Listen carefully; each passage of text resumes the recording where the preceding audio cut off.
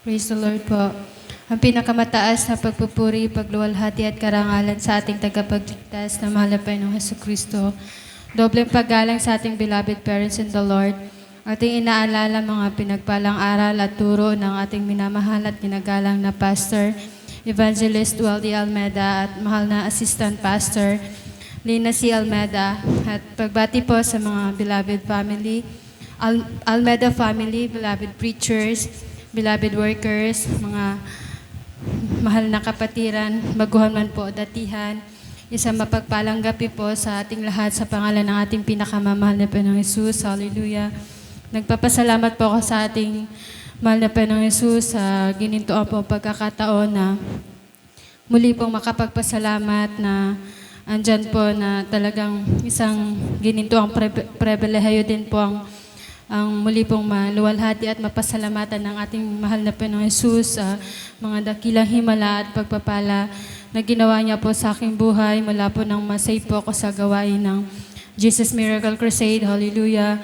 Sa totoong gawain ng ating pinakamamahal na Panginoong Hesus na talagang hallelujah na dati po, hallelujah, isa po akong hallelujah, kabataan na talagang isa rin po ako sa mga kabataan na pasaway po sa magulang, hallelujah, na andyan nga po na talagang nung mga high school days ko po, andyan na talagang yung mga gawain po ng mga kabataan na talagang naranasan ko din po yan na halos mag-uumaga na po, hindi pa po ako umuwi sa bahay namin. Hallelujah. Andyan na talagang palagi po akong pinapagalitan ng aking beloved mama na halos po, andyan na talagang araw-araw po yan na pagdating ko papagalitan. Hallelujah. Andyan na parang wala pong katahimikan sa buhay. Hallelujah. At andyan din po na, noong mga panahon din po noon, andyan din po na sa pananamit po talagang wala po sa kabanalan na na-try ko nga din po na manamit ng panglalaki, hallelujah, dahil nung high school po ako, hallelujah, isa po akong athletes at andyan po na talagang pag player ka po, parang magiging ano po yung pagkilos at galaw mo, para kang magiging, hallelujah, tomboy talaga. At andyan nga po na sabi nga po nung beloved mama ko po that time, talagang sabi nga, akala niya daw po, tomboy po ako, hallelujah. At andyan nga po na talagang simula po nang masave ako sa gawain ito, hallelujah. Nung umuwi po ako mula po sa dako ng Antipolo, andyan na pagdating ko po sa bahay namin, sabi po ng aking beloved mama, halos hindi nga daw po ako makilala dahil talagang handyan yung pagbabago na pinagkaloob ng ating pinakamamahal na Panginoong Hesus na andyan po na nakadamit po ng may kabanalan na sobrang haba daw po nung palda ko, hallelujah. Talagang sinabi nga po yun sa akin na parang nung nag-bless po ako sa kanya, hindi nga po nakilala agad ako dahil iba daw po yung pananamit ko, hallelujah. Kaya pinapasalamatan ko po yun sa ating pinakamamahal na Panginoong Hesus sa pagbihis po ng may kabanalan na andyan na simula po nang masave po ako sa dako ng Amoranto. Talagang andyan na po yung desire ko na makasunod sa pananamit. Hallelujah. Andyan po na bagamat po that time talagang kulang po yung mga damit ko dahil halos short po yung kagamitan ko. Short at t-shirt, hallelujah. Andyan na talagang pinapanalangin ko po sa ating pinakamamahal na Panginoong Hesus that time na siya po ang magpo-provide ng pananamit na yan na may kabanalan, hallelujah. At andyan nga po na talagang every po ako magdadalo doon sa dako ng Amoranto dahil meron po doon nagbebenta ng mga dress. Andyan na talagang pinagkakalooban po ako ng ating pinakamamahal na Panginoong Hesus ng bagong dress. Kaya pinapasalamatan ko po yan na andyan din po na nung pag-uwi ko po dito sa dako ng Tigaon, hallelujah. Andyan po na may mga time po no na pagdadalo po ako ng Sunday sa dako ng Tigaon talagang may mag-aabot na lamang po sa akin ng plastic na laman po ay damit, mga damit na may kabanalan. Kaya pinapasalamatan ko po yun sa ating pinakamamahal na Panginoong Hesus na sa mga panahon po na ngayon talagang halos wala na pong mapaglagyan yung mga damit ko. Simula din po nang masave po ako sa gawain ito, hallelujah, talagang andyan po yung pagpapasalamat ko sa ating pinakamamahal na Panginoong Hesus dahil talagang lubusan po kung binago ng ating pinakamamahal na Panginoong Hesus na andyan talagang tinanggal pati po yung mga masamang kaugalian na dati po talagang nasasagot ko din po yung aking magulang. Subalit talagang andyan at paunti-unti po talagang tinutuwid ng ating pinakamamahal na Panginoong Hesus.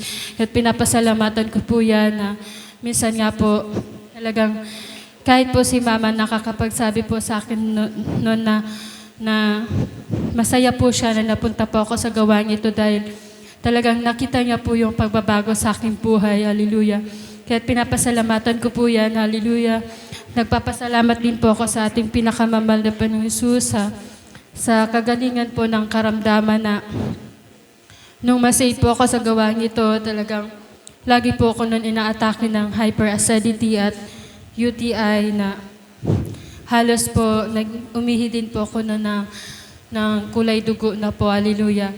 At hindi ko po yun inisip na mawawala po yun nung mabautismohan po ako sa gawain ito. Subalit, talagang na-find out ko na lamang po sa sarili ko na hindi ko na po pala nararamdaman yung sakit na yun na simula pong masave po ako dito. Kaya pinapasalamatan ko po yan sa ating pinakamamahal na Panginoong Hesus na talagang yung pinapainom po sa akin noon na parang maintenance po siya na gamot po.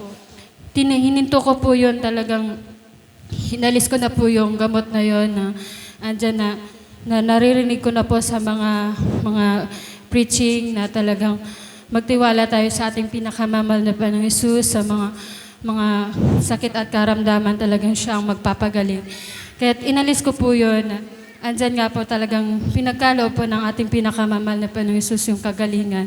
Na talagang hanggang ngayon po, hindi ko na po naramdaman yung sakit na yun. Hallelujah. Kaya pinapasalamatan ko po yun sa ating pinakamamahal na Panginoong Hesus. At talagang noong last week lamang po, Miyerkules po, hallelujah, talagang gawain po noon, andyan po na talagang sobrang sakit po nung ngipin ko, hallelujah. Halos po, nahirapan po akong magsalita. Talagang andyan pero nag-ano pa din po ako na nag-assist. Talagang pinapanalangin ko lamang po sa ating pinakamamahal na Panginoong Hesus na alisin po yung nararamdaman ko, hallelujah. At talagang habang pong ongoing po yung congregation singing, talagang unti-unti pong nawawala po yung sakit na ngipin ko, hallelujah, na andyan na talagang inalis po yun ng ating pinakamamahal na Panginoong Hesus na bagamat po na after po ng assist ko, naramdaman ko po ulit yun. Subalit, nung hinayaan ko na lamang po yung nararamdaman kong sakit ng ngipin, at talagang hindi rin po ako na tempo na uminom ng kung anong gamot po, hallelujah.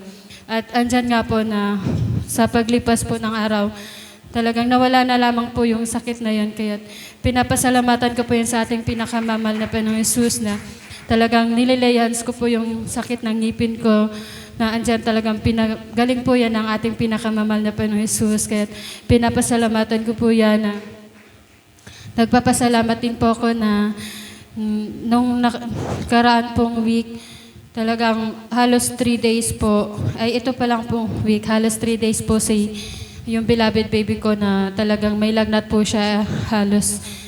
Pagkagabi po, nilalagnat po siya, tapos pag umaga, okay naman po siya. At talagang andyan po na na pinapanalangin po namin sa ating pinakamamahal na Panginoong Hesus yung kagalingan. Talagang hindi po tayo umaasa sa gamot, bagamat hindi man po yun bawal. Subalit talagang umaasa lamang po tayo sa ating pinakamamahal na Panginoong Hesus, at andyan nga po na pinagaling po yan ang ating pinakamamahal na Panginoong Hesus na wala pong ininom na gamot. Kaya pinapasalamatan ko din po yan, hallelujah, na bagamat po may nararamdaman siya, talagang andyan pa rin po yung kasiglahan niya, hallelujah. Kaya pinapasalamatan ko po yan sa ating pinakamamahal na Panginoong Hesus. At talagang, hallelujah, nagpapasalamat din po ako sa pag-iingat sa amin, sa aking beloved baby, sa aking beloved husband po, sa aming beloved family po. Talagang andyan yung pag-iingat ng ating pinakamamahal na Panginoong Hesus sa araw-araw po. Talagang andyan po na sa pagtugon din po ng aming mga pangangailangan, na may mga minsan po na akala po namin talagang wala na, subalit andyan pa rin po yung pagpo-provide ng ating pinakamamahal na Panginoong Hesus, na andyan na talagang nawala na po yung pag-aalala po palagi, na kapag walang-wala na, andyan yung parang sobrang nag-aalala ka, talagang andyan na pinapagaan po ng ating pinakamamahal na Panginoong Hesus yung ating nararamdaman na niya. Hindi po tayo bibigoin ng ating pinakamamahal na Panginoong Hesus. Kaya pinapasalamatan ko po yan, hallelujah. At nagpapasalamat din po ako sa pag-iingat ng ating pinakamamahal na Panginoong Hesus sa aking beloved ate po sa dako ng Saudi Arabia. Talagang andyan po na pinapasalamatan ko po yan sa ating pinakamamahal na Panginoong Hesus, na napunta po siya sa mabait na amo, na talagang andyan din po na sa kahabagan lamang po ng ating pinakamamahal na Panginoong Hesus. Talagang sabi, yung kasama niya po doon, tatlo po sila doon, yung dalawa po, 6 years and 4 years na pong nakastay doon, hallelujah. At andyan nga po na yung aking beloved ate ay baguhan lamang po doon. At talagang andyan din po na yung mga kasama niya po parang na ano po sa kanya, dahil yung beloved ate ko po parang yung pinagkakatiwalaan na po agad siya ng beloved amo niya po, na andyan na nakakakuha po siya ng advance na payment po sa sahod niya, hallelujah. Talagang yung sabi po nga ng mga katrabaho niya na mas parang ang lakas daw po ng aking beloved ate sa kanilang amo, na nagagawa po yun, hallelujah.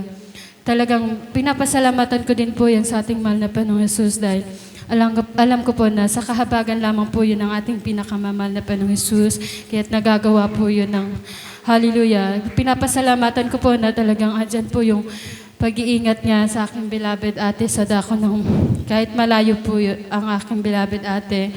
At nagpapasalamat din po ako sa mga kagalingan po ng karamdaman, na talagang hindi na po umaasa sa doktor o gamot. Talagang andyan ang kagalingan na pinagkakaloob ng ating mahal na Panginoong Hesus sa mga pagpapala pong material na hindi man po karapat-dapat.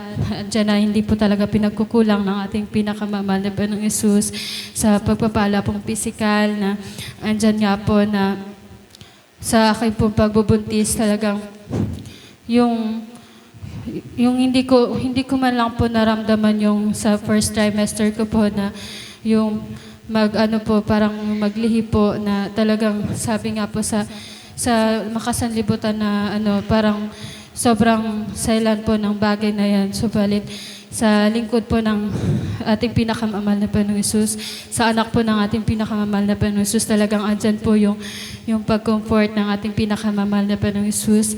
Kaya pinapasalamatan ko po yan na talagang hindi ko po nararamdaman yung morning sick. At pinapasalamatan ko po yan sa ating pinakamamahal na Panginoong Hesus.